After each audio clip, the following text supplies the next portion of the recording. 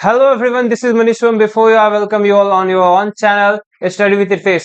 मैं आप सभी का स्वागत करता हूं आपके अपने चैनल स्टडी विद हितेश में। और आज बहुत ही इंपॉर्टेंट सेशन है क्योंकि आज आप जानेंगे बीएससी नर्सिंग कोर्स क्या है, यानी कि सारी जानकारी बीएससी नर्सिंग कोर्स का कि इसके क्या फायदे हैं। जैसा आप लोग बहुत सारे स्टूडेंट्स के डाउट थे, क्वेश्चन थे कि सर थोड़ा और डिटेल में बताते, हम जान पाते कि इसका फ्यूचर क्या है, ये करने से अगर हमारे क्या लाभ होंगे, क्या चीजें होंगी थी। ठीक है, तो सबसे पहले इस सेशन में हम लोग क्या जानेंगे कि कितने साल का कोर्स होता है, फीस कितनी होती है, एडमिशन हम कहां कहां से ले सकते हैं, हमारे पास कौन कौन से ऑप्शन है, अगर मुझे बीएससी नर्सिंग कोर्स करना है तो हमारे पास क्या ऑप्शंस अवेलेबल हैं। ठीक है, नौकरी कौन कौन सी कर सकते हैं, और बात की जाए नर्स की सैलरी कितनी होती है। ठीक है, सो नर्सिंग स्टाफ की जनरल सैलरी ऑन एवरेज कितनी होती है, ये सारी चीजें इस सेशन में हम लोग आज सीखने जा रहे हैं। ठीक है, ओके, चलिए इस सेशन में हम लोग सीखेंगे बीएससी नर्सिंग क्या है। ठीक है, बीएससी नर्सिंग क्यों करें, ओके, एंड बीएससी नर्सिंग में एडमिशन लेने के लिए विदेश की टॉप यूनिवर्सिटीज कौन सी है, नेशनल यूनिवर्सिटीज कौन सी हैं जहां से आप इसे कर सकते हैं। ठीक है, और बीएससी नर्सिंग की योग्यता आवश्यकता क्या है, यानी कि अगर सामाजिक तौर पे देखें तो क्या आवश्यकता है, इस सेक्टर का क्या स्कोप रहेगा, ये सारी चीजें भी हम जानेंगे। ठीक है, कौन कौन से दस्तावेज आवश्यक हैं आपके एडमिशन के लिए, विदेश से रिलेटेड जो एंट्रेंस एग्जाम है उनकी लिस्ट आपको मिल जाएंगे, यानी कि अगर आपका ड्रीम है कि आप कहीं जाके फॉरेन से जाके बीएससी नर्सिंग कोर्स करें तो उसके लिए क्या प्रोसीड्यूर रहेंगे, उसके लिए क्या क्या ऑप्शंस आपके सामने अवेलेबल है, ये सारी चीजें हम आज जानेंगे। ठीक है, बीएससी नर्सिंग कोर्स जब आप करते हैं तो उसके लिए जॉब के विकल्प क्या है, आपकी सैलरी कितनी होती है। ठीक है, और बीएससी नर्सिंग कोर्स करने के बाद आप कौन से और से कोर्स कर सकते हैं जिससे आपकी एजुकेशन इस सेक्टर में और इनहेंस हो जाए और आपकी ग्रोथ हो। ठीक है, चलिए प्रारंभ करते हैं। तो सबसे पहले जानेंगे कि बीएससी नर्सिंग कोर्स होता क्या है, बीएससी नर्सिंग है क्या। ठीक है, ये bachelor of science in nursing इसका फुल फॉर्म होता है, यानी कि ये एक स्नातक यानी ग्रेजुएशन कोर्स है जिसमें आप ग्रेजुएट होते हैं। ऑफ कोर्स ये 4 साल का अंडर ग्रेजुएशन कोर्स है जिसमें आपको इंटर्नशिप भी करना होता है। इंटर्नशिप का मतलब होता है कि आप किसी के अंडर रह के काम सीखते हैं, यानी जैसे डॉक्टर्स प्रैक्टिस करते हैं उनके संसर्ग में रह के आप चीजों को सीखते हैं। ठीक है, और आपको डॉक्टर के सहायक के तौर पे काम करना होता है, मरीजों की देखभाल करनी होती है, उन्हें सर्विस प्रोवाइड करना होता है, आपको उनकी सेवा करनी होती है। ठीक है, यानी उनका मेडिकेशन, आप वो समय से दवा ले रहे हैं, अगर कोई एडमिट है, ठीक है, आप वेल नॉन है इस चीज के बारे में, मुझे ज्यादा एक्सप्लेन करने की मुझे नहीं लगता आवश्यकता पड़ेगी। ठीक है, बीएससी नर्सिंग क्यों करें, ये आपका सबसे बड़ा प्रश्न होगा कि सर अगर मैं बीएससी नर्सिंग कोर्स कर रहा हूं या कर रही हूं तो मुझे लाभ क्या होगा, हम क्यों करें, इसका स्कोप क्या है, इसका फ्यूचर क्या है। अगर आप किसी सेक्टर में जाते हैं तो सबसे महत्वपूर्ण प्रश्न यही होता है कि क्या मेरे इस सेक्टर में जाने के बाद ये मुझे ग्रोथ मिलेगा, क्या ये सेक्टर ग्रोथ करेगा। अगर सेक्टर में ग्रोथ होता है तब निश्चित तौर पे आपका भी ग्रोथ होगा। ठीक है, तो सबसे महत्वपूर्ण सवाल है, इसका जवाब ये है कि बीएससी नर्सिंग के जो छात्र होंगे उनको अस्पतालों में और नर्सिंग होम में आसानी से अवसर मिल जाते हैं। ठीक है, यानी आपको इजिली, अगर आप बीएससी नर्सिंग कोर्स कंप्लीट कर लेते हो आपको इजिली जॉब प्रोवाइड कर दिया जाता है, यानी आप इजिली जॉब ग्रैब कर सकते हैं। ठीक है, उसका कारण समझते हैं, सरकारी और गैर सरकारी दोनों संस्थानों में आपको जॉब इजिली प्राप्त हो जाते हैं। सरकारी के लिए कुछ एग्जाम्स होते हैं, वो उससे रिलेटेड आप ऑलरेडी अनदर सेशन में जानकारी प्राप्त कर पाएंगे। ठीक है, अभी हमारा सिर्फ फोकस है इस कोर्स के विषय में जानकारी देना। ठीक है, ताजा आंकड़ों के अनुसार भारत में प्रति 1000 व्यक्ति पर 1.7 नर्सें हैं, जो WHO द्वारा निर्धारित प्रति व्यक्ति 1000 नर्सों पर 3 नर्सों से भी कम है। यानी कि WHO की मानक है कि अगर 1000 व्यक्ति हैं, पॉपुलेशन है हमारी, तो प्रति व्यक्ति पे कितने 3 नर्स होने चाहिए, जबकि अभी संख्या जो कुल है वो है 1.7, यानी संख्या बहुत कम है। ठीक है, तो संख्या कम है अर्थात आपके सामने अवसर बड़े हैं। ठीक है, बहुत ही स्थान आपके लिए खाली है। ठीक है, ये बहुत बड़ा सेक्टर है आपके लिए। और भारत को 2024 तक 40 लाख नर्स जोड़ने की जरूरत है। बात की जाए जो हमारा टारगेट होगा अपकमिंग ईयर में, उसमें देखा जाए तो लगभग 40 लाख नर्सेज की आवश्यकता पड़ेगी। ऑफ कोर्स आपके सामने बहुत बड़ा अवसर होगा। ठीक है, पे स्केल की बात की जाए तो एक रजिस्टर्ड नर्स एक फ्रेशर के रूप में लगभग 4 से 5 लाख की औसत सैलरी मिलती है। ठीक है, ये एनुअल होता है। 4-5 वर्षों के एक्सपीरियंस होने पर ये सैलरी 10 लाख से 11 साल औसत सालाना सैलरी, यानी ये ईयरली है। ठीक है, इसे मंथली नेक्स्ट समझेंगे। ये आपका एनुअल सैलरी है, यानी 4 से 5 लाख तक की एनुअल सैलरी आप डिजर्व करते हैं अगर आप एक रजिस्टर्ड नर्स हैं। ठीक है, और अगर आपको थोड़ा सा कुछ वर्षों का एक्सपीरियंस प्राप्त हो जाता है तो ये सैलरी आपकी इनहेंस हो जाती है 10 से 15 लाख तक के लिए। ओके, कैंडिडेट एसएससी नर्सिंग भी कर सकते हैं और अपनी रुचि में स्पेशलाइजेशन को ऑफ कोर्स आपको जिस क्षेत्र में आपको चुनाव करना है, यानी आप नर्सिंग कोर्स करके बहुत सारे सेक्टर है, जैसे आप मिलिट्री का सेक्टर हो गया, एसएससी या फिर अन्य जितने सारे संस्थान हैं, वहां पे भी आपको नर्सिंग स्टाफ की आवश्यकता पड़ती है, उनके रिक्रूटमेंट आते रहते हैं, तो उस स्थान पे भी जाके आप एक अच्छा स्थान प्राप्त कर सकते हैं।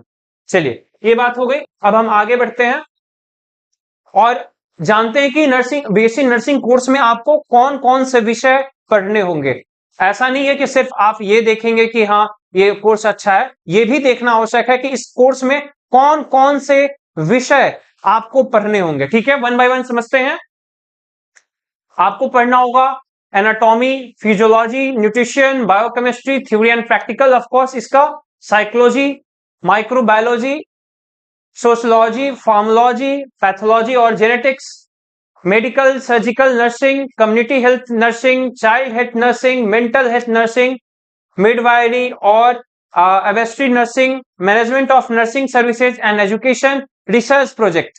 तो ये सारे आपके विषय होंगे जिसे आप पढ़ने वाले हैं या फिर पढ़ सकते हैं। ठीक है, बेसिक नर्सिंग कोर्स करते वक्त। ठीक है, आगे बढ़ते हैं। सेम वही जो कोर्सेज हैं, ये आपका फर्स्ट सेमेस्टर के लिए, जैसे आपका पहले साल का जो सेमेस्टर 1 होगा उसके लिए फर्स्ट ईयर के लिए आपका ये सारे सब्जेक्ट्स हैं जो आपको पढ़ना है। ऑफ कोर्स आपको ऑलरेडी इन सब के विषय में बता चुके हैं, बट इसमें 2 चीज नए हो जाते हैं। वो कंप्यूटर का परिचय, यानी बेसिक कंप्यूटिंग स्किल, यानी आपको कंप्यूटर से लिटरेट किया जाता है ताकि आप जब कहीं किसी हॉस्पिटल या किसी संस्थान में वर्क कर रहे हैं तो आपको कंप्यूटर ऑपरेट करना आए। इसके लिए आपको कंप्यूटर का परिचय, इंग्लिश और हिंदी और क्षेत्रीय भाषा, यानी वहां पे आपको आपकी कम्युनिकेशन स्किल, क्योंकि आपको लोगों को सर्विस देना है तो आपकी कम्युनिकेशन स्किल पे भी काम कराया जाता है। आपको हिंदी या फिर क्षेत्रीय भाषा, जिस क्षेत्र के, मान लीजिए आप मद्रास के हैं, ठीक है, मान लीजिए गुजरात के हैं, तो आपका अपना क्षेत्रीय भाषा वहां पे अनिवार्य होगा, उसके अकॉर्डिंग आप सीखते हैं। ठीक है, बात की जाए सेकेंड ईयर, थर्ड ईयर और फोर्थ ईयर के सिलेबस की, तो आप देख पा रहे हैं ये सारे आपके सिलेबस हैं, आप इसे नोट डाउन कर सकते हैं। हम ऑलरेडी इसके बारे में ऑलरेडी चर्चा कर चुके हैं। तो ये आपके सिलेबस रहेंगे सेकेंड ईयर के लिए, ये थर्ड ईयर के लिए और ये फोर्थ ईयर के लिए। ठीक है, तो ये सारी चीजें आपको ध्यान में रख के चलना होगा। ये सारे सब्जेक्ट्स हैं जो आपको पढ़ना है। ओके, आई होप यहां तक चीजें क्लियर हैं। ये सारे के सारे आपके क्या हैं, प्रोजेक्ट्स हैं जिस पर आपको क्या करना है, आप इंटर्नशिप कर सकते हैं। ठीक है, ये सारे वो प्रोजेक्ट्स हैं जो आप इंटर्नशिप करते हुए करेंगे। ठीक है, आपको क्या करना होगा जब आप इंटर्नशिप करेंगे, ठीक है, तो इससे रिलेटेड आप प्रोजेक्ट्स कर सकते हैं। ओके, मैं एक बार फिर से आपको समझा देना चाहूंगा कि ये जो सब्जेक्ट्स है, टॉपिक्स हैं, ये सारे के सारे किस चीज के टॉपिक हैं, आपको रिसर्च के लिए, इंटर्नशिप के लिए। ठीक है, ये आपके इंटर्नशिप के टॉपिक्स हैं। ठीक है, अब मैं बात करना चाहूंगा भारत की टॉप यूनिवर्सिटीज की लिस्ट के बारे में, यानी बीएससी नर्सिंग कोर्स के लिए आपकी जो टॉप यूनिवर्सिटीज हैं तो वो आप देख सकते हैं। ठीक है, यहां पे all India institute of medical science Delhi, post graduation institute of medical education and research Chandigarh, Paschim Bangal स्वास्थ्य विज्ञान विश्वविद्यालय, मणिपाल उच्च शिक्षा अकादमी, Christian medical college Ludhiana, Shri Ramachandra medical college and research institute Chennai, Guru Gobind Singh Indraprastha विश्वविद्यालय, Bharati Vidyapeeth deemed university, army college of nursing Jalandhar. तो ये सारे क्या हैं, भारत के टॉप यूनिवर्सिटीज हैं जहां से आप बीएससी नर्सिंग कोर्स कर सकते हैं। ठीक है, आई होप कि ये चीजें क्लियर हैं।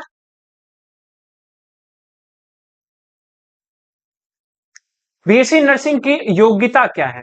ठीक है, योग्यता को पहले आप समझेंगे कि आपको योग्य कैसे होना है। ठीक है, यानी किसी चीज के लिए कोई पात्रता होती है, एलिजिबिलिटी क्राइटेरिया होती है, उसको आपको देखना होगा। स्टूडेंट को साइंस बायोलॉजी स्ट्रीम से 12th न्यूनतम 50 से 60 के साथ परसेंट के साथ पास होना जरूरी है। यानी अलग अलग एग्जामिनेशन में अलग अलग डिमांड होता है। यहाँ डिमांड है कि आपको 50 से 60% जरूर आना चाहिए आपके पीसीबी में। ठीक है, अलग जैसे स्टेट बोर्ड है, अलग अलग स्टेट बोर्ड अपने अपने परसेंटेज के रेंज रखते हैं। हम मान के चलते हैं कि 50 से 60% के रेंज में अगर आपका स्कोर है तो आप इजीली एलिजिबल है इसके लिए। ठीक है, हालांकि एम्स और फाइजर जैसे टॉप एडमिशन के लिए कुछ नेशनल लेवल के स्टेट लेवल एंट्रेंस एग्जाम पास करना होगा। ठीक है, एम्स और ये पीजीआईएमआर के लिए आपको क्या करना पड़ता है, स्टेट लेवल के एग्जामिनेशन को पार्टिसिपेट करके पास करना होता है। ठीक है, विदेश में एडमिशन के लिए कोई स्पेसिफिक एंट्रेंस एग्जाम नहीं होता है। ठीक है, विदेश की कुछ यूनिवर्सिटी द्वारा एंट्रेंस टेस्ट की मांग की जाती है। जैसे अब हमारे यहाँ कोई विशेष स्पेसिफिक एग्जाम नहीं होता है, सॉरी विदेश में बात की जाए तो कुछ स्पेसिफिक एग्जामिनेशन नहीं होते हैं, लेकिन कुछ ऐसे एग्जामिनेशन है जिन्हें आप कैरी फॉरवर्ड कर सकते हैं। जैसे Canadian practical nurse registration examination, ठीक है, national counselling licence examination, practitioner examination, ये सारे विदेश के कुछ यूनिवर्सिटीज के एग्जामिनेशन है जिससे आप वहां पे जाके बीएससी नर्सिंग दे सकते हैं। ठीक है, बीएससी नर्सिंग कोर्स कर सकते हैं। ऑफ कोर्स कुछ भारतीय कॉलेज एडमिशन के लिए स्पेसिफिक आयु सीमा की भी मांग करते हैं। ठीक है, जैसे कुछ वहां पे कहते हैं कि मिनिमम आयु आपकी 17 होनी चाहिए, कुछ 18 कहते हैं। तो अलग अलग कोर्स, अलग अलग यूनिवर्सिटीज अपने अपने नोटिफिकेशन के अकॉर्डिंग, अपने अपने नियमों के अकॉर्डिंग आपसे वो डिमांड करते हैं।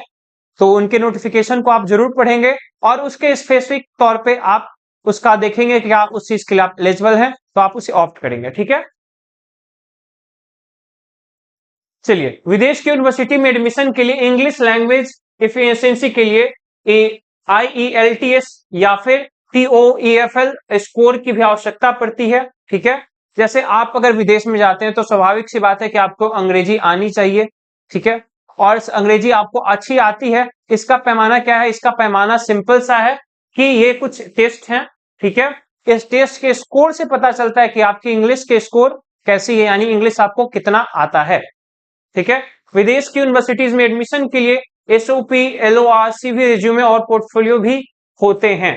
ठीक है, यानी आपको वहां CV, जैसे एक जॉब के लिए आप जाते हैं ना, तो अलग अलग वहां पे आपको पोर्टफोलियो बनाना पड़ता है, रिज्यूमे, CV बनाना पड़ता है। ये सारी चीजें फॉर्मेलिटीज होती हैं विदेश की यूनिवर्सिटीज में। ठीक है, तो सबसे पहला और महत्वपूर्ण चीज है कि जैसे आप कोई फॉर्म भरते हैं या किसी चीज के विषय में जानकारी हासिल करते हैं तो सबसे पहले आप नोटिफिकेशन में दी गई सारी जानकारी को अच्छे से पढ़ेंगे। ठीक है, ताकि सारी चीजें क्लियर हो जाए और कोई डाउट न रहे।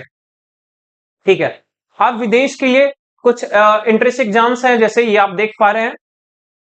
कैनेडियन, ऑलरेडी इसके बारे में हम चर्चा कर चुके हैं। National council licence examination, nurse practitioner examination, HAAD Abu Dhabi में होता है। पॉलोमेट्रिक एग्जामिनेशन सऊदी अरेबिया में, SCH होता है कतर टेस्टिंग में। ठीक है, दुबई हेल्थ अथॉरिटी DHA। तो ये सब कुछ एग्जामिनेशन हैं जिसके थ्रू आप अगर इच्छुक हैं विदेश में बीएससी नर्सिंग कोर्स करने का तो वहां से आप कर सकते हैं। ओके, अब आपका ये तो हो गई बात कि ये तरीके हो गए, ये यूनिवर्सिटीज हो गई। अब आपका एक बहुत ही बेसिक सा प्रश्न होगा कि सर एडमिशन कैसे लेंगे। ठीक है, तो एडमिशन के लिए सिंपल सा प्रोसेस है कि कुछ अलग अलग यूनिवर्सिटी है, जैसे दो तरह के बोर्ड हैं। कैसे? एक तो आपके नेशनल बोर्ड है, यानी कुछ नेशनल लेवल की एग्जामिनेशन होती हैं। ठीक है, उसमें आप पार्टिसिपेट कर सकते हैं, जैसे नीट हो गया, इस प्रकार के एग्जामिनेशन।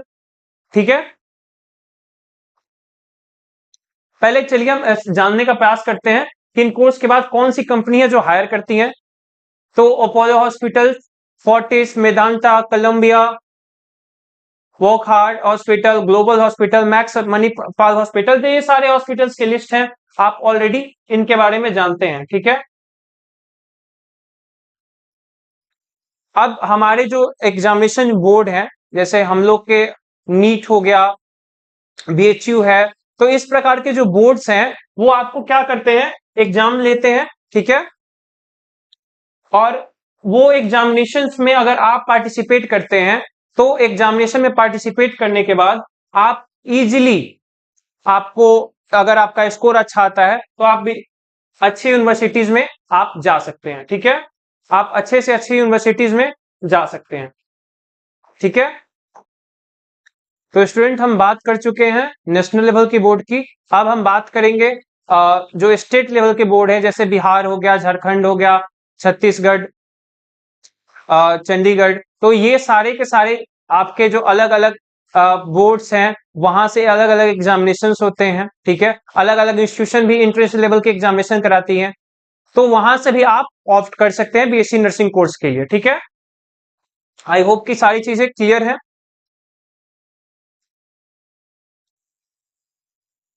अब बात हो चुकी है, हम लोग ऑलरेडी समझ चुके हैं कि ये आपके टॉप रिक्रूटर हैं, यानी मास लेवल पे आपको यहाँ पे अच्छा ऑप्शन मिलता है बीएससी नर्सिंग कोर्स करने के बाद कि आप इन सब हॉस्पिटल्स में या फिर इन संस्थानों में आप वर्क कर सकते हैं। चलिए, आपके अदर्स चांसेस क्या हैं, इनको छोड़ के आपके पास अदर्स चांस क्या है, ऑप्शन क्या है कि आप सरकारी अस्पताल, निजी अस्पताल, नर्सिंग होम, क्लिनिक, ठीक है, health department, medical service, research institute या फिर मेडिकल कॉलेज में भी आप अपनी सेवाएं प्रदान कर सकते हैं। ठीक है, वहां पे भी आप अपनी सेवाएं प्रदान कर सकते हैं। अब मैं बात करना चाहूंगा जॉब रोल का। ठीक है, कि जॉब रोल क्या रहता है और उसके अकॉर्डिंग क्या सैलरी आप डिजर्व करते हैं, यानी आपको क्या सैलरी आप एक्सपेक्ट कर सकते हैं। ठीक है, जॉब प्रोफाइल है और सालाना सैलरी है। नर्स की जो सैलरी होती है वो होती है 2 लाख से 5 लाख सालाना। नर्स सुपरवाइजर की सैलरी होती है 4 लाख से 8 लाख सुपरवाइजर। नर्सिंग एजुकेटर की जो सैलरी होती है वो होती है 3 लाख से 7 लाख। साइकोलॉजिस्ट की जो सैलरी होती है वो होती है 4 लाख से 8 लाख। और हॉस्पिटल मैनेजर की सैलरी होती है 4 लाख से 8 लाख। तो ये काफी अच्छी सैलरी हो जाती है, और जैसे जैसे आपका एक्सपीरियंस बढ़ेगा आपकी सैलरी भी बढ़ जाती है। ये आप समझ सकते हैं एक इनिशियल फेज के लिए है। ठीक है, कोई अगर स्टूडेंट या कोई कैंडिडेट इनिशियल फेज पे है तो उस समय की ये सैलरी रहती है। ठीक है, अब बीएससी नर्सिंग कोर्स करने के बाद आप अपने कोर्सेज को आगे बढ़ा सकते हैं इन सभी कोर्सेज से। ठीक है, वो है MSc neuro science, MSc biotechnology या फिर MSc nursing, MSc medical microbiology, MSc biochemistry. ये सारे कोर्सेज हैं जहां से आप ऑप्ट कर सकते हैं। ठीक है, और इजिली क्या कर सकते हैं, सीख सकते हैं। ठीक है, आगे अपना फ्यूचर को ब्राइट कर सकते हैं। यानी कि अगर आपने ये कोर्स कर रखा है बीएससी नर्सिंग, तो ऑफ कोर्स आप चाहेंगे कि आप उसे एक अच्छे लेवल पे ले जाएं और आप अपने अपने एक्सपीरियंस बढ़ाएंगे, अपना पोर्टफोलियो बढ़ाएंगे, आपकी नॉलेज गेन होगी, तो आपके फ्यूचर के लिए काफी अच्छा होगा। ठीक है, इस सेशन में हम लोग इतना ही करेंगे। ठीक है, और बस एक छोटी सी जानकारी है जो मैं आपके साथ साझा करना चाहूंगा। वो छोटी जानकारी यह है कि आप अगर कोर्स बाय करना चाहते हैं, यानी बीएससी नर्सिंग कोर्स करना चाहते हैं, तो आप जो स्क्रीन पे आपको नीचे नंबर्स प्रोवाइड हो रहे हैं, वहां पे हमारे जो पेड कोर्सेज हैं वो बिहार बीएससी नर्सिंग के लिए वो ओनली एट 299 आपको प्राप्त हो जाएगा। ठीक है, ओनली फॉर 299। आपको करना ये है कि सबसे पहले जो हमारा चैनल है उसको आप बिल्कुल सब्सक्राइब कर लें, ताकि आपको नोटिफिकेशंस आते रहें और जानकारी प्राप्त होती रहे। ठीक है, दूसरा काम आप क्या कर सकते हैं कि आप गूगल प्ले स्टोर से जाके हमारा अपना एप्लीकेशन डाउनलोड कर सकते हैं, स्टडी विथ रितेश, और सेम ऐसा लोगो होगा वहां पे, और उसे डाउनलोड करके वहां से आप अपने कोर्स बाय कर सकते हैं। ठीक है, तो मिलते हैं अगले सेशन में किसी अन्य जानकारी के साथ। तब तक के लिए धन्यवाद, टेक केयर।